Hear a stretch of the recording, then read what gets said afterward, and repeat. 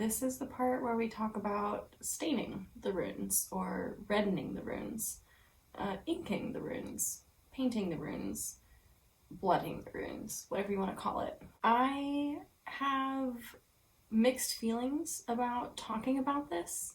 I have mixed feelings about putting this on camera, but I feel like I'm supposed to. That's really what it is. I don't want to talk about this, but I feel like I'm supposed to. I don't want to talk about it because it's uncomfortable, because there is a stigma against blood magic, but I think it's important because I think that that stigma starts with the stigma against women.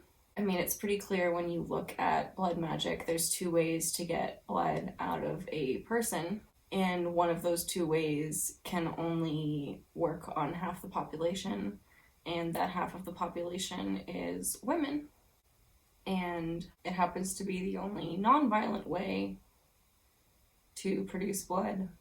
And so it makes sense that if you're going to stigmatize magic and you're going to stigmatize women, that you would stigmatize blood. And I don't even know like what YouTube's attitudes are over having videos with blood in them, even though like there's no gore, no one has been hurt, everything's fine, everything's healthy. The only person dealing with bloodborne pathogens is the person who gave the blood.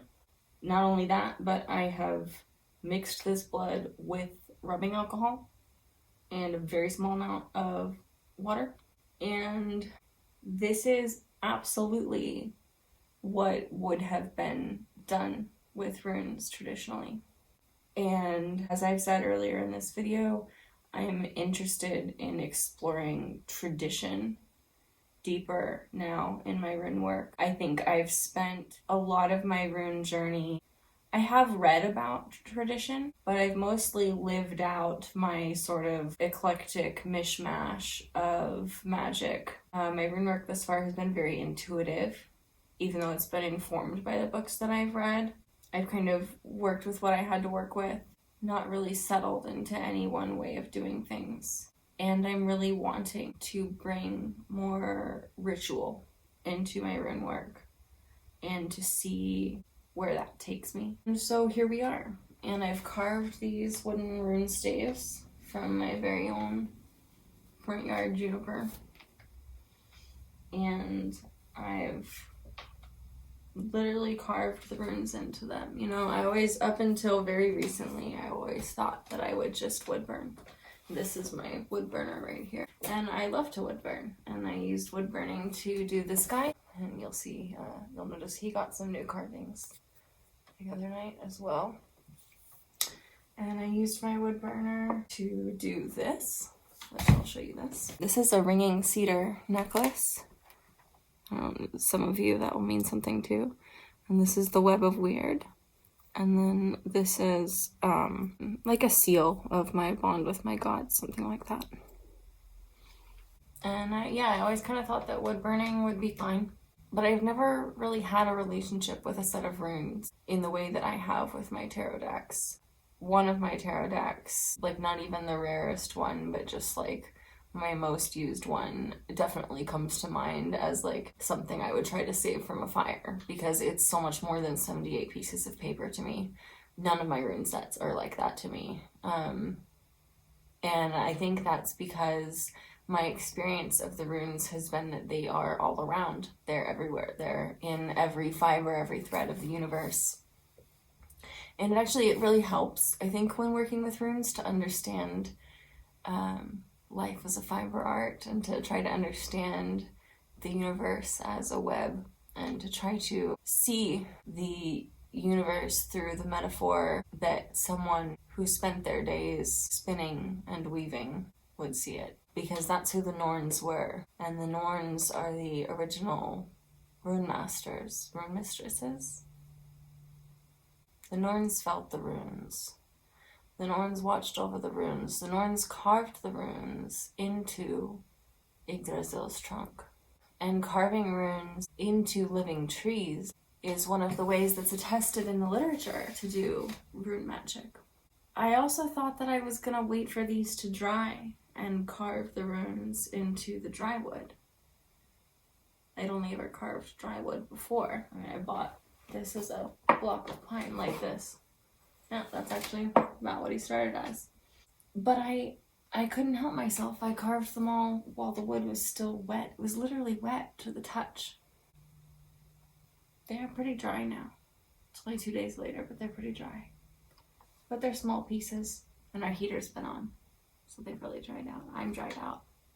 Anyhow, if you don't want to blood your own runes, you can totally just use red paint, or really whatever the hell you want. You can use red paint, red ochre specifically, and it'll be completely 100% historically accurate. I mean, at least as far as we know. No one can prove that it isn't. We've found traces of red ochre, not like we personally, but like we runologists.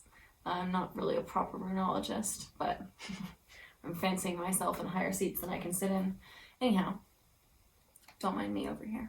All I'm saying is, you can use red paint and not actual blood and still be 100% traditional and just take it symbolically, just like the Catholics.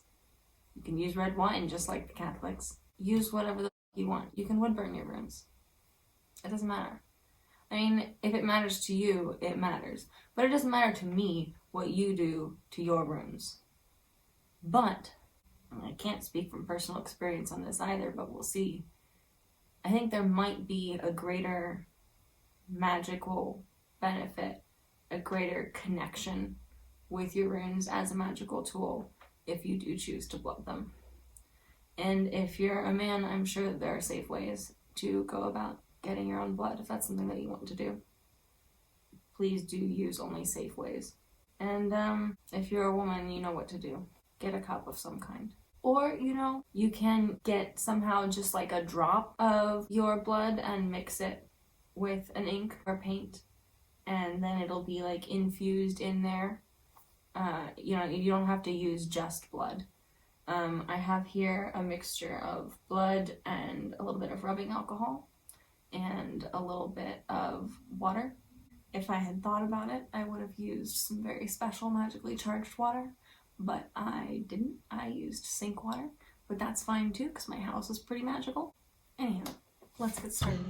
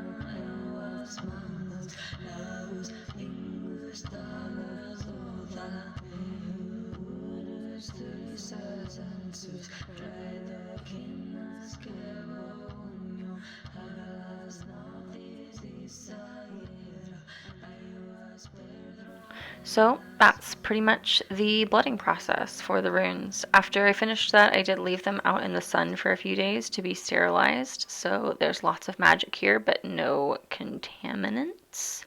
And I did charge them after that as well, which I will talk about in the next video in this series, soon to be released. And part of that process was that I put some essential oil on them and then also finished them with some beeswax. Anyhow, if you did get something out of this video, please do give it a thumbs up and subscribe for more magical content from me, including, of course, the next video in this series. And don't forget to leave a comment letting me know what you think, even if you disagree with me. I would love to hear from you. Woo!